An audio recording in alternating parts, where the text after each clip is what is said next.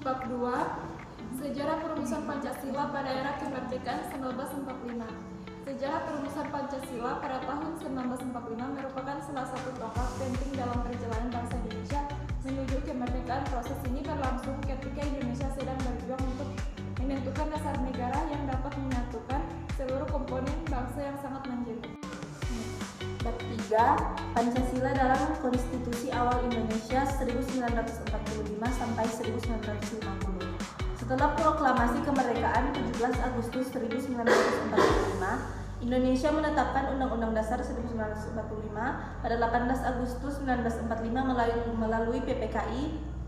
Dalam pembukaan UUD 1945 tercantum Pancasila sebagai dasar negara. Bab 4 yaitu dinamika Pancasila di era demokrasi liberal tahun 1950 sampai tahun 1959.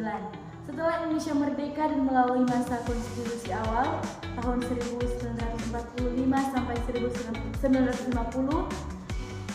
bangsa Indonesia memasuki periode baru dengan diberlakunya Undang-Undang Sementara tahun 1950. Masa ini dikenal sebagai era demokrasi liberal karena sistem politik yang dianut menekankan kebebasan, meliputi partai dan dominasi.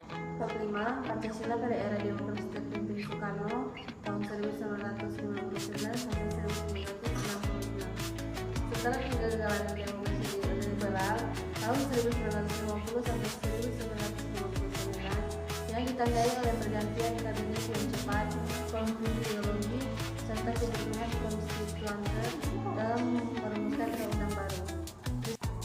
Bab 6. Indoktrinasi Pancasila pada masa Orde Lama.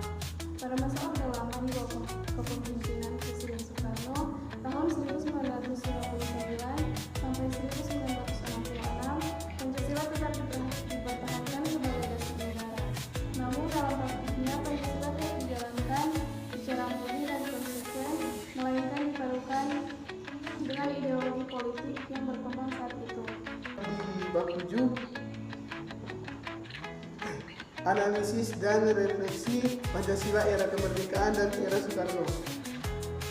Era kemerdekaan 1945 sampai 1950. Pada masa awal kemerdekaan, Pancasila hadir sebagai kompromi luhur yang menyatukan berbagai kepentingan ideologi.